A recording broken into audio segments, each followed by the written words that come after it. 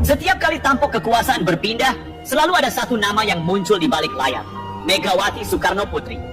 Dari masa Habibie, Gus Dur, SBY, sampai Jokowi, selalu ada aroma yang sama. Keinginan mengendalikan, keinginan menentukan siapa boleh naik, siapa harus turun, dan kalau dia tidak berada di pusat kendali, nada-nadanya berubah. Dingin, keras, dan penuh sindiran. Padahal rakyat ini bosan dengan drama, tapi drama itu terus dipentaskan. Dan di balik drama itu, ada luka lama yang dipelihara jadi senjata politik. Coba kita tarik ke belakang. Saat Soeharto jatuh, harapan rakyat mengarah ke perubahan besar.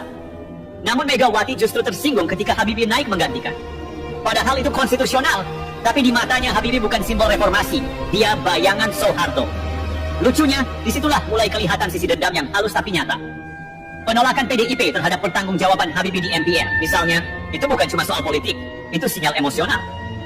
Balas dendam simbolik terhadap masa lalu. Dan yang paling ironis, Habibie tidak pernah membalas. Tidak menyerang, tidak menjelekkan. Dia tetap santun sampai akhir hayat. Tapi Megawati dingin. Tak ada rekonsiliasi sampai Habibie wafat. Dendamnya diam, tapi hidup. Lalu masuk era Gus Dur, awalnya mereka jalan bareng. Tapi politik itu seperti panggung, dan kursi presiden cuma satu.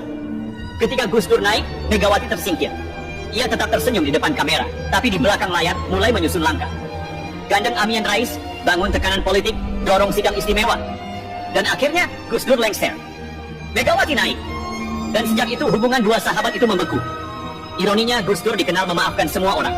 Tapi dari Megawati, ia tidak pernah dapat pelukan perdamaian. Sampai meninggal pun, hubungan mereka tetap dingin. Seolah-olah kekuasaan lebih penting dari persahabatan. Nah, yang ini lebih sensitif. SBY. Mungkin ini salah satu bab paling getir dalam kisah Megawati. Bayangkan, SBY ya dulu menterinya sendiri. Orang dalam. Tapi kemudian punya keberanian untuk maju sendiri dari calon presiden. Dan sejak saat itu Megawati menandainya sebagai pengkhianat. Padahal bukankah setiap warga negara punya hak untuk mencalonkan diri? Tapi bagi Megawati seolah kekuasaan itu milik keluarga, milik partai. Dan yang keluar dari garis itu dianggap membelot. SBY menang telak. 2 periode pula, rakyat memberi mandat dengan suara terbuka. Dan apa yang terjadi?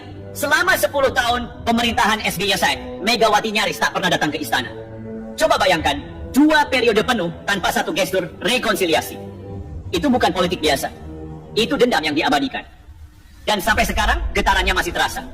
Lucunya di sini, SBY tak pernah menyindir balik. Ia tetap bicara dengan bahasa tenang, diplomatis, dan menghormati. Tapi di sisi lain, Megawati masih membawa luka yang seolah tak mau sembuh. Prabowo juga jadi bab menarik. Dulu, dia simbol Orde Baru. Menantu Soeharto.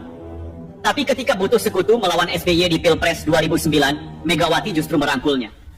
Musuh yang dulu ditolak, kini dijadikan teman. Kenapa? Karena dendam lebih kuat dari prinsip. Dan itu menunjukkan sesuatu yang lebih dalam. Bagi sebagian politisi, kekuasaan bukan alat membangun, tapi alat membalas. Lalu masuk ke bab paling aktual, Jokowi. Nah, di sini ceritanya makin rumit. Karena Jokowi bukan lawan politik, melainkan anak politik Megawati sendiri.